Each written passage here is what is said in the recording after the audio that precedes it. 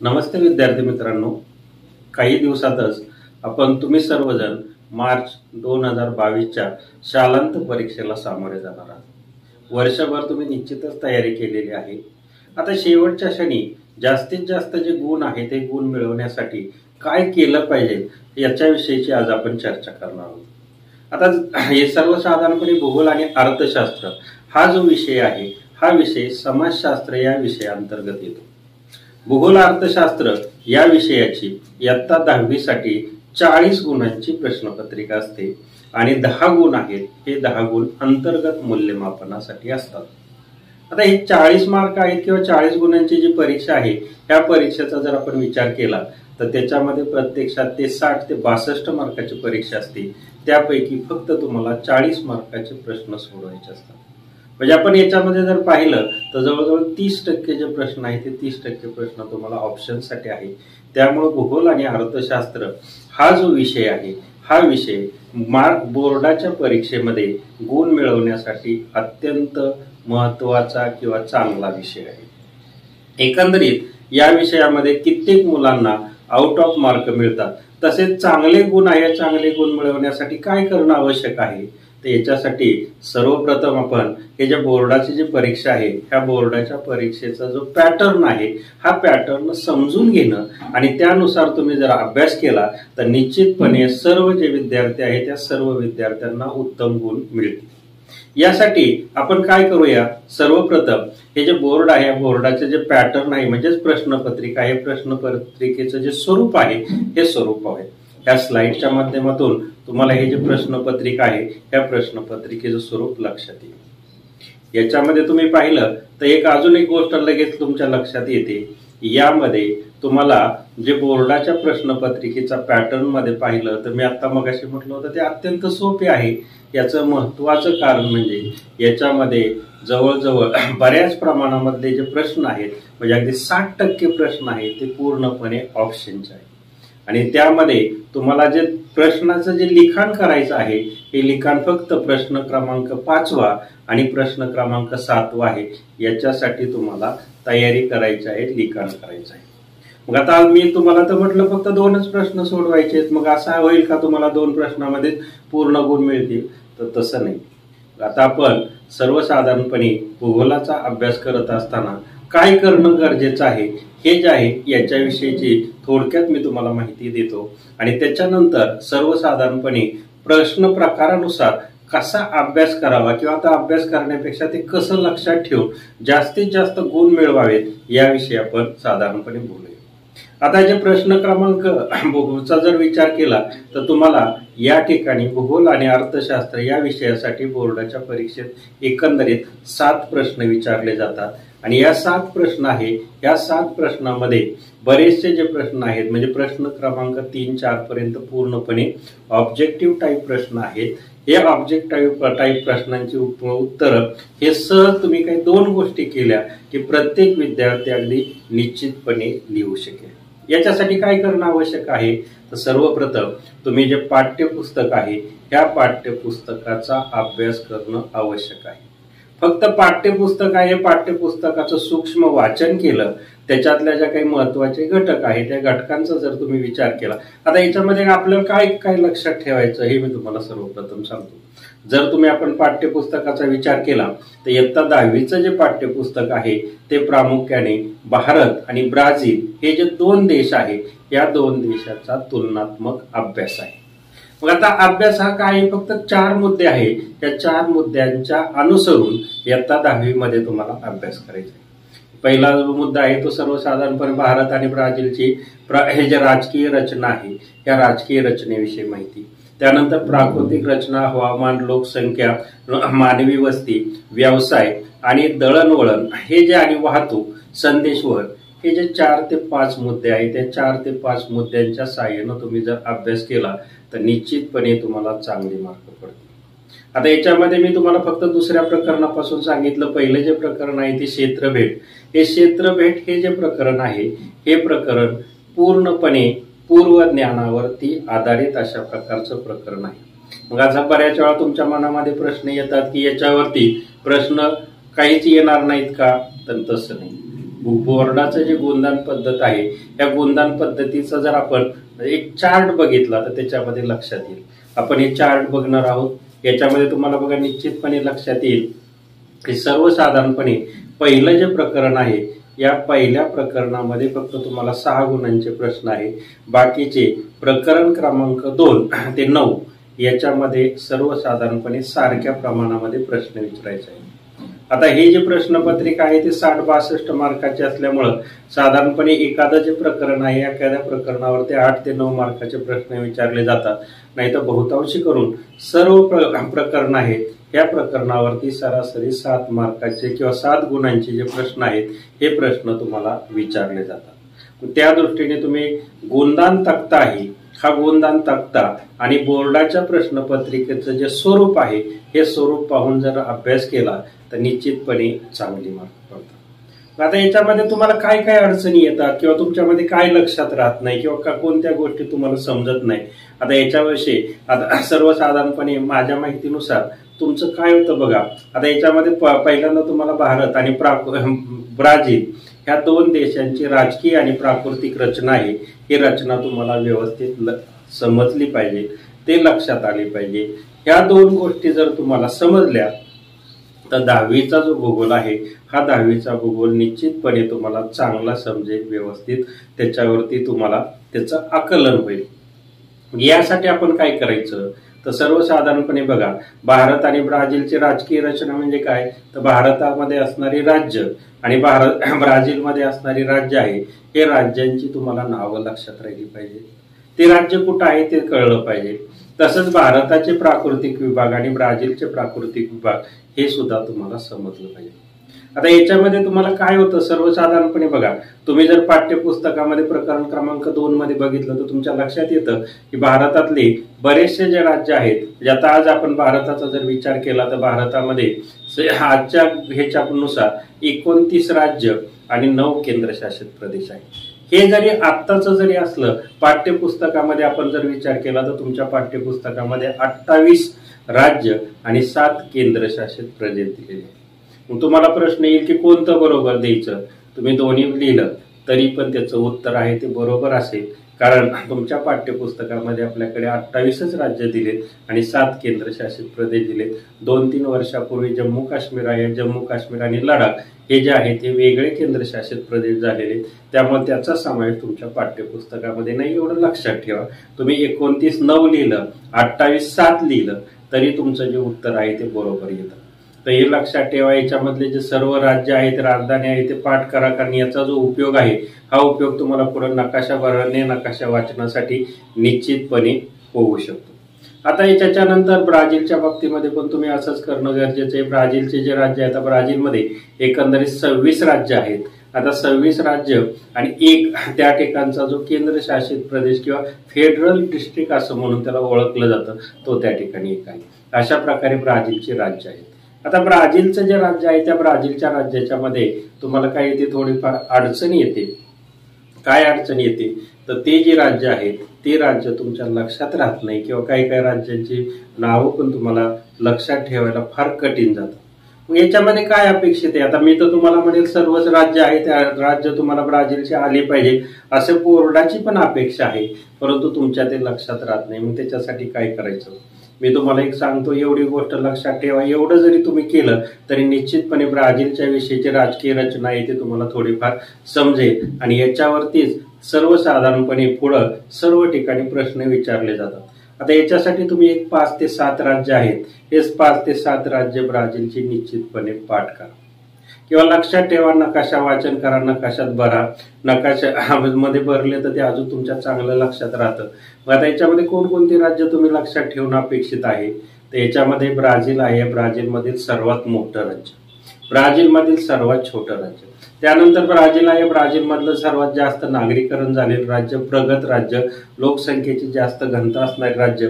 अशा प्रकारची राज्य तुम्ही जर लक्षात ठेवली तर तुम्हाला आता ही कोणती राज्य आहे तर ब्राझीलमध्ये बघा सर्वात मोठं जे राज्य आहे ते ॲमेझॉनस आहे. तर हे जे आहे ते ब्राझीलमधील सर्वात मोठं राज्य, क्षेत्रफळाच्या दृष्टीने मोठं राज्य आहे. क्षेत्रफळाच्या दृष्टीने सर्वात छोटं ब्राझीलचं राज्य आहे ते सेंगिर्पे म्हणून आहे. हे क्षेत्रफळाच्या दृष्टीने मोठं राज्य आहे. त्यानंतर याशिवाय रिओ दी जेनेरो, त्यानंतर पारा, आमापा हे जे राज्य आहेत, त्यानंतर मिनास जेराईस हे जे राज्य आहेत, हे राज्य तुम्ही जर लक्षात ठेवली तर एवढ्या राज्यावरती वारंवार प्रश्न येतात. आता याच्यावरतीच का प्रश्न येतात तर बघा, सर्वसाधारणपणे बरेचसे जे घटक आहेत ते या ठिकाणी या राज्यामध्ये आपल्याला आढळून येतात. याचा अर्थ सहज अगदी तुमच्या सहज लक्षात येईल की ब्राझील आहे, ब्राझीलमध्ये सर्वाधिक जास्त कॉफीचं जे उत्पादन आहे हे कॉफीचं उत्पादन मिनास जेराईस आणि रिओ दी जेनेरो या दोन राज्यामध्ये होतं. त्यामुळे ती दोन राज्य आपल्याला लक्षात ठेवणं गरजेचं आहे. पारा, आमापा हे जे राज्य आहे त्या राज्यामध्ये वेगवेगळ्या प्रकारचे जे नैसर्गिक प्रदेश आहे, नैसर्गिक प्रदेश आपल्याला त्या ठिकाणी आढळून येतात. त्यामुळे त्या राज्यांविषयीची तुम्हाला माहिती असणं गरजेचं आहे. शक्यतो जर तुम्हाला शक्य झालं तर सर्व राज्य आहे ते राज्य पाठ करा. जरी नसलं पाठ झाले तरी किमान हे मी आता सांगितलेले 5 ते 7 राज्य आहेत ते निश्चितपणे लक्षात ठेवा. याच्यावरती तुम्हाला प्रश्न येऊ शकेल किंवा तुम्हाला साधारणपणे ब्राझीलची राजकीय रचना आहे ती साधारण लक्षात येऊ शकेल. यासाठी तुम्ही प्रकरण क्रमांक 7 मधला जर हे जे आहे लोकसंख्येचे घनतेचं वितरण हा एक नकाशा तुम्हाला दाखवलाय, हा जर पाहून तुम्ही ब्राझीलची राज्य आहेत हे जर लक्षात ठेवले तर ते तुम्हाला अतिशय चांगल्या पद्धतीने समजू शकतात. आता त्याच्यानंतर सर्वसाधारणपणे हा पण नकाशा तुम्ही पाहू शकता या ठिकाणी. आता याच्यामध्ये बघा, सर्वसाधारणपणे आता आपण दुसरं जे प्रकरण आहे ते म्हणजे भारत आणि ब्राझील आहे, या ब्राझीलची जी प्राकृतिक रचना आहे याच्याविषयीची या प्रकरणामध्ये माहिती. आता याच्यामध्ये साम्य काय आहे, भारत आणि ब्राझीलच्या प्राकृतिक रचनेमध्ये बरेचसे जे घटक आहेत, विभाग आहेत ते सर्वसाधारणपणे सारखेच आहेत. याच्यामध्ये फक्त एकच अपवाद आहे, म्हणजे आता ब्राझील आणि भारतामध्ये बाकी सर्व जे प्रदेश आहेत हे सर्व प्रदेशाची जी रचना आहे किंवा नावं सुद्धा सर्वसाधारणपणे सारखी आहेत. ब्राझीलमध्ये हे पर्वतीय प्रदेश आढळत नाही, बाकी सर्व. आता भारताचे 5 प्राकृतिक विभाग तुमच्या लक्षात असतील, तेच सेम प्राकृतिक विभाग तशीच साधारण नाव आहे, एक पर्याय सोडला तर सर्वसाधारणपणे तसंच आहे. आता भारताचे 5 प्राकृतिक विभाग आपण उत्तरेकडून जर लक्षात घेतलं तर उत्तरेकडील पर्वतीय प्रदेश, उत्तर भारतीय मैदानी प्रदेश, द्वीपकल्पीय प्रदेश, किनारी मैदानी प्रदेश आणि भारतीय बेटे किंवा तुमच्या याच्यामध्ये भारतीय द्वीपकल्प असं त्याला नाव दिलेलं आहे. आता हे जे आहेत ह्याच्यामध्ये हे भारतामध्ये या प्राकृतिक रचनेमध्ये आपण काय काय लक्षात ठेवायचं तर या प्राकृतिक रचनेमध्ये लक्षात ठेवत असताना आपण त्याच्यातली वैशिष्ट्ये लक्षात ठेवायची, त्या ठिकाणी उंच असणारी शिखरं लक्षात ठेवायची, त्याचा विस्तार लक्षात ठेवायचा, ते कोणकोणत्या राज्यामध्ये त्याचा विस्तार आहे हे जर लक्षात ठेवलं तर निश्चितपणे भारताची जी प्राकृतिक रचना आहे हे तुमच्या लक्षात राहील. आणि याच्यावरती तुम्हाला दीर्घोत्तरी मार्काला कारणे द्या, तसंच एकंदरीत थोडक्यात उत्तरे द्या याच्यासाठी प्रश्न विचारले जातात. तसंच नकाशा वाचनासाठी याच्यावरती प्रश्न विचारले जातात. भारताच्या बाबतीमध्ये जसं आपण विचार केला तसंच ब्राझील आहे, ब्राझीलचे सुद्धा हे जे प्राकृतिक विभाग आहेत सेम आहे. फक्त याच्यामध्ये हे जे सर्वसाधारणपणे उच्च भूमीचा प्रदेश, किनारी प्रदेश, अमेझॉन नदीचं खोरं अशा प्रकारचे जे प्रदेश आहे या ठिकाणी ब्राझीलमध्ये हे जे पर्वतीय प्रदेश आहेत हे पर्वतीय प्रदेश आढळत नाही. एवढा फरक तुम्ही लक्षात ठेवला तर निश्चितपणे तुम्हाला त्याच्यामध्ये ब्राझीलची प्राकृतिक रचना सुद्धा चांगली कळू शकेल. आता ब्राझील आहे, ब्राझीलच्या प्राकृतिक रचनेचे जे महत्वाचे घटक आहेत हे महत्वाचे घटक तुम्ही त्याच्यामध्ये लक्षात ठेवा. आता याच्यामध्ये काय लक्षात ठेवणं गरजेचं आहे तर ब्राझीलमधील जे सर्वोच्च शिखर आहे ते पिको दी नेब्लिना हे जे ब्राझील आहे ब्राझीलमधलं सर्वोच्च शिखर आहे. तसंच हे जे ब्राझील आहे ब्राझीलमधील ज्या प्रमुख नद्या आहेत, ब्राझीलमधील जे दलदलीचा जो प्रदेश आहे त्याला आपण पॅन्टानल म्हणतो, हा पॅन्टानल दलदलीचा प्रदेश. तसंच अजस्त्र कडा किनारी मैदानी प्रदेश हे जे आहेत हे घटक आहे, ते घटक तुम्ही जर लक्षात ठेवले तर निश्चितपणे ब्राझील आणि भारत आहे ह्या भारताची प्राकृतिक रचना आहे, ही प्राकृतिक रचना सर्वसाधारणपणे तुमच्या लक्षात राहील. त्यानंतर आपलं चौथं जे प्रकरण आहे ते भारत हे हवामान आहे. या हवामानामध्ये सुद्धा भारत आणि ब्राझील हे जे 2 देश आहे या 2 देशाचे जे हवामान आहे हवामानाची तुलना केलेली आहे. हवामानाचा अभ्यास करत असताना तुम्ही 2 ते 3 घटक आहे ते 2 ते 3 घटकांच्या साहाय्यानं हवामान ही प्रकरण हे लक्षात ठेवा. याच्यामध्ये सर्वात महत्वाचं घटक म्हणजे भारत आणि ब्राझील या देशांमधलं जे हवामान आहे हवामानावरती परिणाम करणारे जे घटक आहेत हे घटक कोणते आहेत ते तुम्ही लक्षात ठेवायचं. तसंच हवामानामध्ये होणारा जो बदल आहे हा बदल जर लक्षात ठेवला म्हणजे प्राकृतिक रचनेनुसार तर हवामान आहे हवामान घटक सुद्धा तुम्हाला चांगला लक्षात राहतो. तसंच याच्यामध्ये पर्जन्य आहे किंवा पाऊस आहे, हा पाऊस कोणत्या वाऱ्यापासून पडतो, कुठं जास्त पडतो, कमी कुठं पडतो, हे जे घटक आहेत हे घटक लक्षात ठेवून तुम्ही निश्चितपणे हवामानीय प्रकरण सुद्धा व्यवस्थित लक्षात ठेवू शकता। आता त्यानंतर नैसर्गिक वनस्पती आणि प्राणीजीवन असं हे 5वं प्रकरण आहे। नैसर्गिक वनस्पती आणि प्राणीजीवन हे जे प्रकरण आहे या प्रकरणावरती साधारणपणे 7 ते 8 मार्काचे तुम्हाला प्रश्न विचारले जातात। याच्यामध्ये नकाशा वाचन, नकाशा भरणं अशा प्रकारचे जे प्रश्न आहेत ते सुद्धा तुम्हाला याच्यावरती विचारले जातात। आता याच्यामध्ये ब्राझील आणि भारतामध्ये असणारे जे प्राणीजीवन आहेत ते सर्वसाधारणपणे थोडंफार वेगवेगळं आहे, परंतु एकंदरीत जे वनस्पती जीवनाचा जर किंवा आपण विचार केला तर वनस्पती जीवनामध्ये याच्यामध्ये पुन्हा साम्य आहे। फक्त भारतामध्ये हे जे समुद्रकाठची जी वने आहेत हे समुद्रकाठची वने आढळतात, ब्राझीलमध्ये समुद्रकाठची जी वने आहेत हे वने आढळत नाही। त्यामुळे दोन्ही देशांचा जर आपण विचार केला तर दोन्ही देशामध्ये वनांचे जे प्रकार आहेत ते सर्वसाधारणपणे सारखेच आहेत। याच्यामध्ये सदाहरित वने आहेत, निमसदाहरित वने आहेत, पानझडी वने आहेत, त्यानंतर काटेरी झुडपे वने आहेत आणि समुद्रकाठची वने आहेत। अशा प्रकारचे वनांचे हे जे 5 प्रकार आहेत हे 5 प्रकार भारत आणि ब्राझीलमध्ये आढळतात। मी आता तुम्हाला सांगितल्याप्रमाणे ब्राझीलमध्ये फक्त समुद्रकाठची जी वने आहेत ते आढळत नाही। वनांमध्ये तुम्ही काय काय लक्षात ठेवायचं, आता वनांमध्ये लक्षात ठेवताना पर्जन्य आणि उंचीनुसार वन आहेत या वनांच्या वितरणामध्ये फरक पडतो। याच्यामध्ये कोणकोणती वृक्ष आढळतात आणि ते कुठे आढळतात एवढं तुम्ही लक्षात ठेवलं तर निश्चितपणे याच्यामधलं जे वन आहे, जे वनस्पती आणि प्राणी जीवन आहे याच्यावरची जी माहिती आहे माहिती तुम्हाला निश्चितपणे चांगली समजू शकेल। त्यानंतर 6वं जे प्रकरण आहे ते लोकसंख्याविषयी प्रकरण आहे।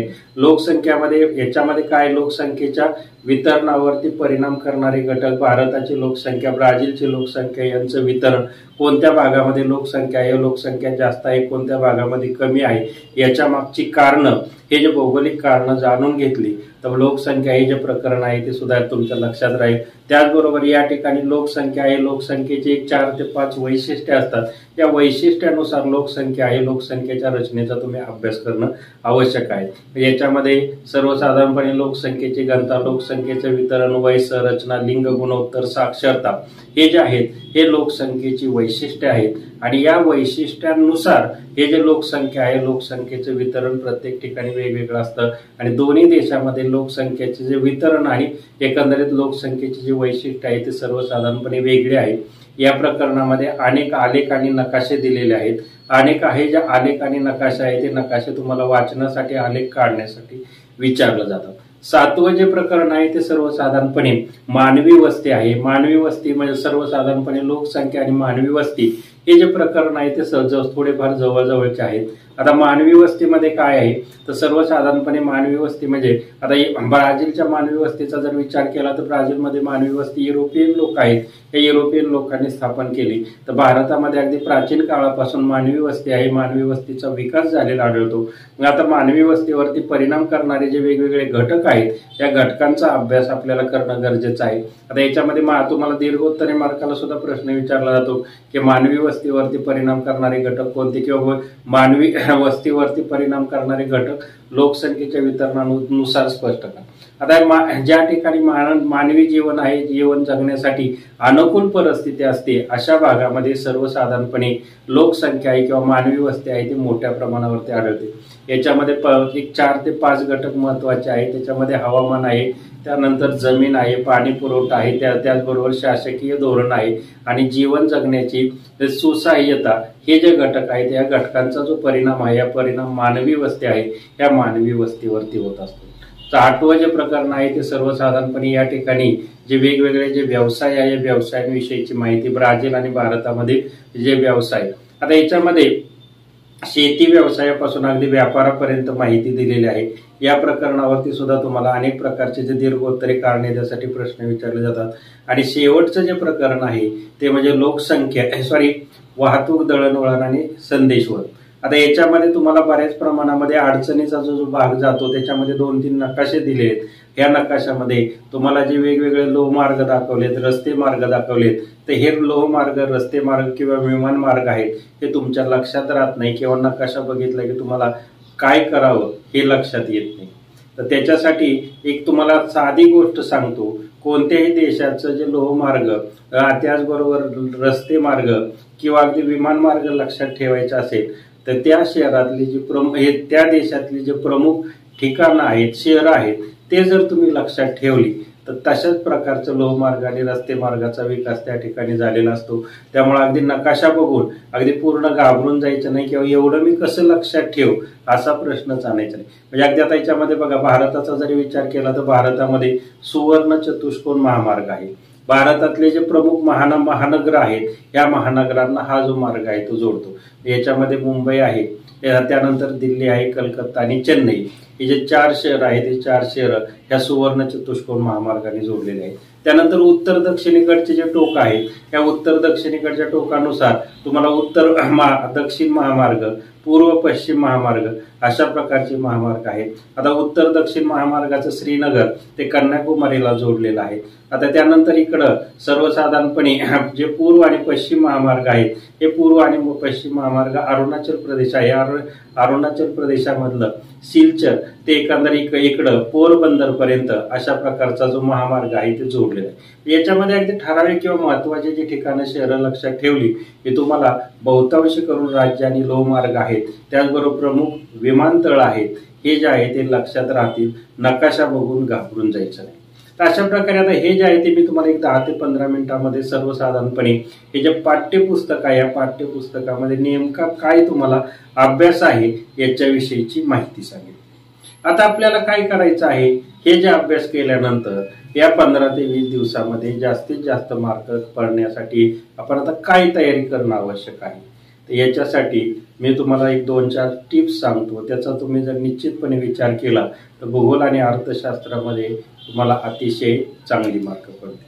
तर याच्यामध्ये पहिल्यांदा काय करायचं, तर आपल्याला पहिली जी गोष्ट आहे त्याच्यामध्ये बघा, तुमच्या स्वाध्यायामध्ये आता जेवढ्या रिकाम्या जागा, एका वाक्यात उत्तरे द्या, चूक की बरोबर असे जे प्रश्न आहेत ते सर्व अगदी व्यवस्थित करा. त्यानंतर अजून ह्याच प्रश्नावरती बघा, आपल्याला जर विचार केला तर हे जे प्रश्न आहेत हे तुम्हाला किती 12 मार्काचे ऑब्जेक्टिव्ह प्रश्न विचारले जातात. मग आता फक्त स्वाध्यायामधले सगळे प्रश्न केले की तुम्हाला 12 मार्क पडतील का, तर त्याच्यामध्ये बऱ्यापैकी तुम्हाला 7 ते 8 मार्क पडतील. मग 4 मार्क पाडायचे असतील तर काय करायचं, तर त्यासाठी आपण ऑब्जेक्टिव्ह मधले प्रत्येक विद्यार्थ्याला पहिले जे 3 प्रश्न आहेत या 3 प्रश्नामध्ये आउट ऑफ मार्क पाडायचे असेल तर पाठ्यपुस्तक वाचायचं. आता मी तुम्हाला सांगितलं तसं स्वाध्याय आहे, त्या स्वाध्यायामधले जे सर्व महत्वाचे रिकाम्या जागा, जोड्या लावा, एका वाक्यात उत्तरे, चूक की बरोबर हे सर्व करा. आणि त्यानंतर पाठ्यपुस्तकाचं सूक्ष्म वाचन करा. पाठ्यपुस्तकाचं वाचन करत असताना महत्वाचे जे घटक आहेत किंवा अगदी आता तुम्हाला एक उदाहरण आपण सांगूया, त्याच्यावरून पण तुमच्या लक्षात येईल. आता अगदी किंवा कुठल्याही पहिल्या 2ऱ्या प्रकरणापासून ते अगदी शेवटच्या प्रकरणापर्यंत जरी आपण विचार केला तर त्याच्यामध्ये आपल्याला अशी कितीतरी उदाहरणं सांगता येईल. याच्यामध्ये आता तुम्ही जर प्राकृतिक रचना आहे, हे प्राकृतिक रचना जर वाचत असतात त्याच्यामध्ये सर्वसाधारणपणे भारत आहे, भारताची प्राकृतिक रचनेचा जर आपण विचार केला तर भारताचा द्वीपकल्पीय प्रदेश असेल किंवा उत्तरेकडील पर्वतीय प्रदेश असेल, तर मग याच्यामध्ये काही काही वैशिष्ट्य दिलेले असतात. त्या वैशिष्ट्यांविषयी माहिती. आता द्वीपकल्पीय प्रदेश आहे, द्वीपकल्पीय प्रदेशामध्ये वेगवेगळे पठारी प्रदेश दिलेत. पठारी प्रदेश आहे, त्या पठारी प्रदेशाची रचना पश्चिमेकडून आपल्याला पूर्वेकडे जाताना कोणकोणते पठारी प्रदेश मध्ये लागतात याच्यामध्ये सर्वसाधारणपणे हे जे आहे मारवाडचं पठार आहे, माळवा आहे, बुंदेलखंड आहे, वाघेलखंड आहे, छोटा नागपूरचं पठार, हे जे आहे त्याची तुम्हाला नावं लक्षात राहिली पाहिजे. त्यानंतर या ठिकाणी सर्वसाधारणपणे छोटा नागपूरचं जे पठार आहे हे पठाराचं वैशिष्ट्य लक्षात राहिलं पाहिजे. माळवा पठार आहे, त्या माळवा पठाराचं त्या ठिकाणचं वैशिष्ट्य तुम्हाला तिथं सांगेल. आता छोट्या नागपूरच्या पठाराच्या बाबतीमध्ये आपल्या पाठ्यपुस्तकात सांगितले की ते पठार आहे ते खनिज संपत्तीने संपन्न आहे. हेच रिकामी जागा, जोड्या लावायला किंवा एका वाक्यात उत्तर द्यासाठी तुम्हाला प्रश्न विचारला जातो. नंतर एकंदरीत 2रा प्रश्न अगदी ह्याच्यावरतीच मी तुम्हाला, आरवली पर्वत आहे, आरवली पर्वताच्या पायथ्याला कोणतं पठार आहे अशा प्रकारचा प्रश्न असतो, ते मारवाडचं पठार आहे.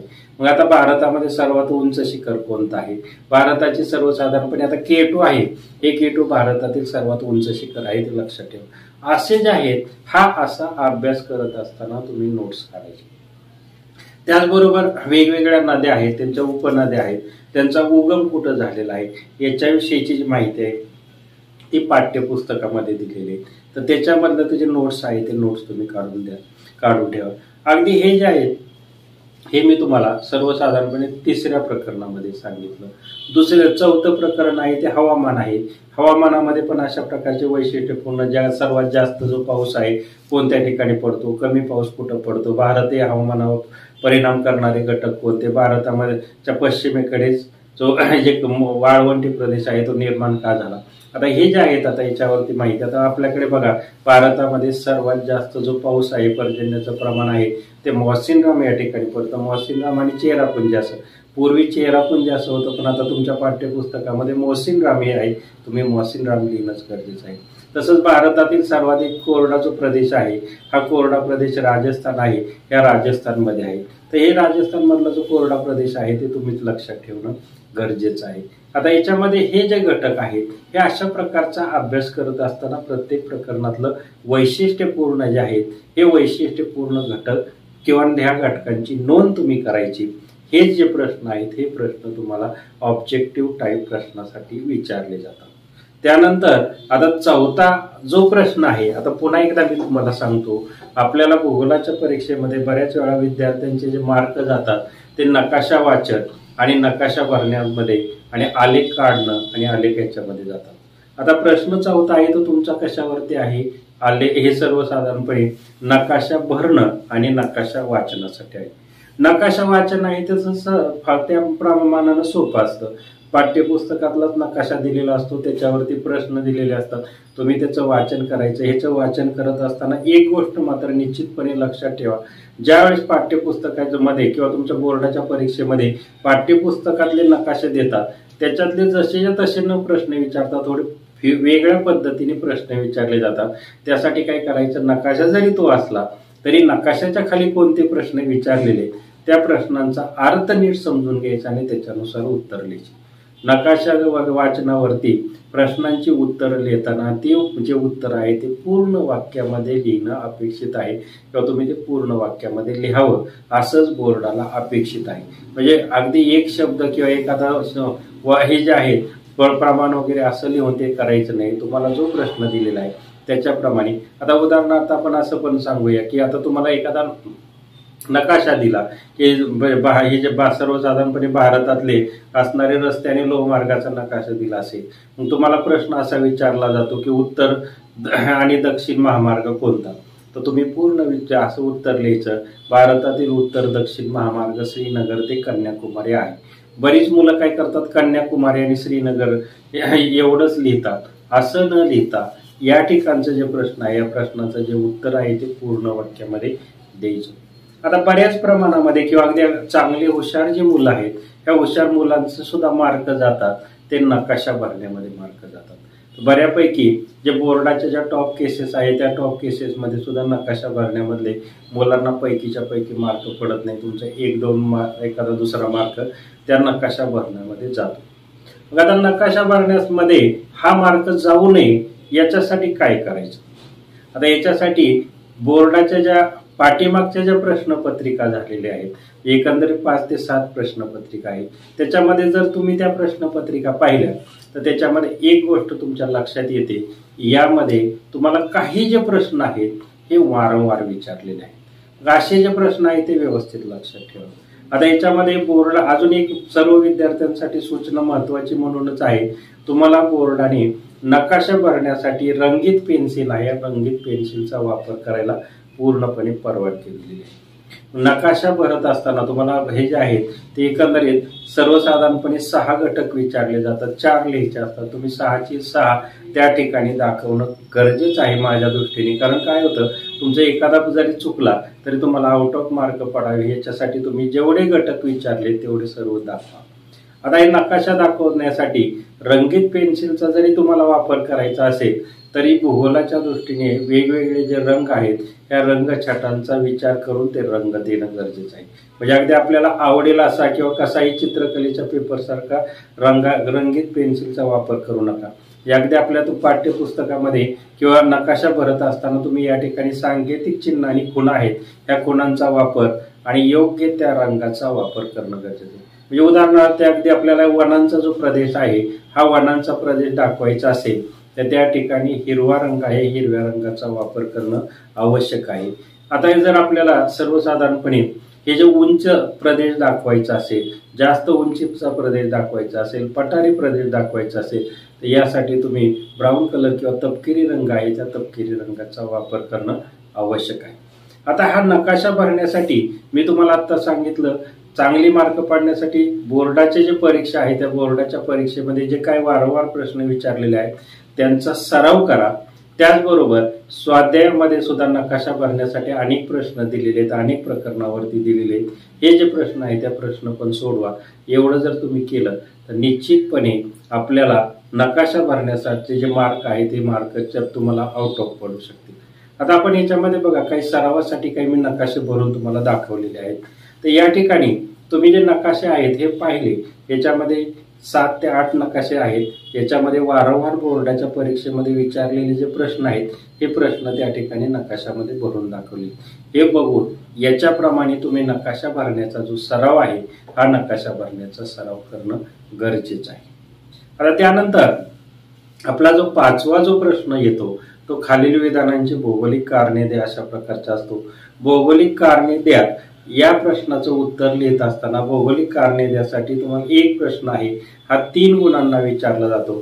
त्यामुळे 3 गुण आपल्याला मिळवायचे असेल तर त्या ठिकाणी सर्वसाधारणपणे तुम्ही 6 ते 7 मुद्दे लिहिणं अपेक्षित आहे. आता 6 ते 7 मुद्दे तुम्ही लिहिले तर तुम्हाला सर्वसाधारणपणे 3 पैकी 3 मार्क पडतात. अशा प्रकारे तुम्हाला 4 कारणे द्यासाठी विचारलं जातं, त्यापैकी 2ची तुम्हाला उत्तरं लिहायची असतात, त्यासाठी तुम्हाला किती 6 गुण आहेत. तर त्यामुळं याच्यामध्ये कारणे द्यासाठी तुम्ही शक्यतो तुम्हाला जे चांगलं येतं किंवा ज्याचं उत्तर निश्चितपणे माहिती आहे अशा प्रश्नांची निवड करा आणि त्यानुसार सर्वसाधारणपणे तुम्ही जे कारणे द्या हा जो प्रश्न आहे हा प्रश्न त्या ठिकाणी सोडवा. आता याच्यामध्ये कारणे द्यासाठी प्रश्नाचं उत्तर लिहित असताना मी आत्ताच सांगितलं की काही जे सर्वसाधारणपणे 6 मुद्दे लिहिणं अपेक्षित आहे. तुम्ही जर 1 आणि 2 ओळीमध्ये किंवा 1-2 वाक्यामध्ये जर त्या ठिकाणचं उत्तर लिहिलं तुम्हाला 1च मार्क पडतो आणि एकंदरीत याचा जो परिणाम आहे हा परिणाम एकूण गुणांवरती तुमच्या होतो. त्यामुळे कारणे द्यासाठी 4 पैकी अशा प्रश्नांची निवड करा की ज्यामध्ये तुम्हाला जास्तीत जास्त जे मुद्दे आहेत हे मुद्दे लिहिता येतील. असे जर प्रश्नांची जो निवड केली आणि तसे जर उत्तर तुम्ही लिहिले तर निश्चितपणे या प्रश्नामध्ये पण तुम्हाला चांगली मार्क पडतील. आता आपल्याला या ठिकाणी अशा पाठ्यपुस्तकामध्ये किंवा स्वाध्यायामध्ये पण तुमचे अनेक असे प्रश्न आहेत. आता आपल्याकडे इथं सर्वसाधारणपणे सर्व प्रश्नांची ते मी उत्तर तुम्हाला या ठिकाणी सांगू शकत नाही किंवा तसं पण आपल्याला करणं शक्य नाही. पण एक उदाहरणादाखल किंवा तुम्हाला पण माहित असेल की स्वाध्यायामध्ये असे काही कारणे द्यासाठी प्रश्न आहेत की त्या प्रश्नाचं जे उत्तर आहे हे उत्तर आपल्या पाठ्यपुस्तकामध्ये नाही, परंतु ते जे प्रश्न आहे ते प्रश्न कारणे द्यासाठी विचारलेले. मग आता असे अनेक प्रश्न आहेत. उदाहरणार्थ 4थं प्रकरण आहे, त्यानंतर 5वं प्रकरण आहे, 7व्या प्रकरणामध्ये पण आहे, 8व्या प्रकरणामध्ये आहे. प्रत्येक प्रकरणावरती असे काय कारणे द्यासाठी प्रश्न. 1-2 उदाहरण सांगतो, 1-2 ह्याचे आहेत ह्याची उत्तरं पण मी सांगतो, तशी उत्तरं लिहिणं अपेक्षित आहे. आता बघा 4था जो हे आहे या 4थ्या प्रकरणामध्ये हवामान हे प्रकरण आहे. त्यानंतर 3रं जे प्रकरण आहे ते प्राकृतिक रचना आहे. याच्यामध्ये पण असे प्रश्न आहे, तुम्हाला ते माहीत असतील. आणि 5वं प्रकरण आहे, या 5व्या प्रकरणामध्ये पण प्रश्न आहेत. आता 3ऱ्या प्रकरणामध्ये 4थ्या आणि 5व्या प्रकरणामध्ये 1-2 प्रश्न उदाहरणादाखल मी तुम्हाला सांगतो. आपल्याकडे असा एक प्रश्न आहे स्वाध्यायामध्ये की जे गंगा नदी आहे, या गंगा नदीचा जलप्रदूषणाचा परिणाम ॲमेझॉन नदीपेक्षा जास्त प्रमाणामध्ये होतो. हा एक कारणे त्यासाठी, याचं आपल्याकडे पाठ्यपुस्तकात उत्तर नाही. त्यानंतर 5व्या प्रकरणामध्ये असा एक प्रश्न आहे की ब्राझीलमध्ये कृमी आणि कीटकांची जी संख्या आहे, कृमी आणि कीटकांची संख्या जास्त आढळते. याचं पण आपल्याकडे उत्तर पाठ्यपुस्तकात उत्तर नाही. मग आता हे जे उत्तर आहे हे पाठ्यपुस्तकात नाही म्हणजे तुम्ही कधीतरी हे पाठीमागे शिकलेलं आहात, तर त्याच्यानुसार ते उत्तर लिहिणं अपेक्षित आहे. आता कृमी आणि कीटकांविषयीचे मी तुम्हाला एक कोणकोणते मुद्दे लिहायचे ते उदाहरण दाखल सांगतो. कारण बऱ्याच वेळा मुलं काय करतात, या ठिकाणचे जे प्रश्नाचं उत्तर आहे उत्तर साधारणपणे 1-2 वाक्यामध्ये देतात, परिणामी त्यांना सर्वसाधारणपणे मार्क कमी पडतात. आता याच्यामध्ये आपण 5व्या प्रकरणातला जो प्रश्न आहे त्याच्याविषयी माहिती घेत आहोत. ब्राझीलमध्ये कृमी आणि कीटकांची संख्या जास्त का? आता याच्यामध्ये पहिलं असं तुम्ही उत्तर द्यायचं की ब्राझीलचं जे ॲमेझॉन नदीचं खोर आहे हे ॲमेझॉन नदीच्या खोर आहे हे विषुववृत्तीय हवामानाच्या प्रदेशात येतं. हा पहिला मुद्दा झाला. विषुववृत्तीय प्रदेशामध्ये, हवामानाच्या प्रदेशामध्ये वर्षभर पाऊस आरोह प्रकारचा पाऊस पडतो. आता याच्यामध्ये पण नोंद घ्या, पाऊस न लिहिता आरोह प्रकारचा पर्जन्य, ह्या पर्जन्याचा प्रकार पण आपल्याला लिहिणं आवश्यक आहे. तसंच तिसरा मुद्दा लिहायचा, ह्या अमेझॉन नदीचं जे खोरं आहे, हे अमेझॉन नदीचं खोरं दाट वर्षावनांनी व्यापलेलं आहे. या प्रदेशातील जे वृक्ष आहे, या वृक्षांची जी उंची आहे ती प्रचंड आहे. सूर्यप्रकाश मिळवण्यासाठी या प्रदेशातील जे वृक्ष आहे, या वृक्षांमध्ये स्पर्धा चालू असते. त्यामुळं एकंदरीत रोजचा पाऊस, त्याचबरोबर प्रचंड वन आहेत, या वनांनी व्यापलेला प्रदेश, त्यामुळे या ठिकाणी दलदल निर्माण होते. अशा प्रकारे दलदल आहे, ह्या दलदल हे सर्वसाधारणपणे कृमी आणि कीटक आहे, या कृमी कीटकांच्या वाढीसाठी आवश्यक असते. त्यामुळे हे सर्वसाधारणपणे ब्राझील आहे, या ब्राझीलमध्ये कृमी आणि कीटकांची जी संख्या आहे ती मोठ्या प्रमाणावरती आपल्याला आढळून येते. आता त्यानंतर प्रश्न 6 आहे तो आलेखाचा आहे. याच्यामध्ये एक तुम्हाला आलेख काढायला विचारला जातो आणि दुसरं त्याच्यावरती 3 प्रश्न असतात किंवा त्याला और असा आहे, आलेख वाचनाचा आहे. शक्यतो हे दोन्ही प्रश्न सोडवा. आलेख काढण्यासाठी तुम्हाला सर्वसाधारणपणे रेषा आलेख, स्तंभ आलेख अशा प्रकारचेच बऱ्यापैकी आलेख येतील. अगदी याच्यामध्ये एवढी मात्र गोष्ट लक्षात ठेवा की याच्यामध्ये सर्व जे घटक आहेत हे म्हणजे आलेखाची जी माहिती आहे हे तुमच्या पाठ्यपुस्तकातलीच असेल असं नाही. दुसरा पण डाटा तुम्हाला त्या ठिकाणी विचारला जाऊ शकतो. फक्त आलेख काढताना त्याचं प्रमाण योग्य घ्या. प्रमाण योग्य घेऊन अशा प्रकारे त्यावरती तुम्ही अशा आलेख काढणं आवश्यक आहे. त्यानंतर प्रश्न 7 आहे तो दीर्घोत्तरी मार्काचा आहे. दीर्घोत्तरी मार्काच्या प्रश्नामध्ये बऱ्याच मुलांची जी उत्तर हे आहेत हे गुण कमी होतात. त्यामुळे दीर्घोत्तरी मार्काचे जे प्रश्न आहेत हे प्रश्न लिहित असताना या ठिकाणी तुम्ही सर्वसाधारणपणे तुम्हाला 3 प्रश्न विचारले जातात, 2 लिहायचे असतात, 8 मार्क असतात.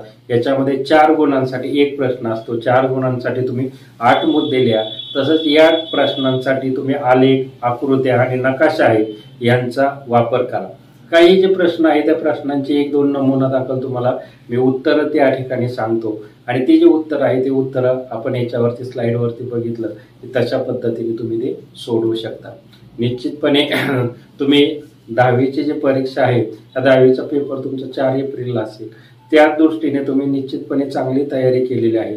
सुंदर पुणे, स्वच्छ पुणे हे जे प्रकल्प आहे, या प्रकल्पांतर्गत हे जे व्याख्यान आहे, व्याख्यान तुमच्यापर्यंत पोहोचवलं.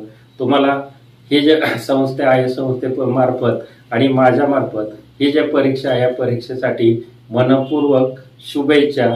यशवंत व्हा, गुणवंत.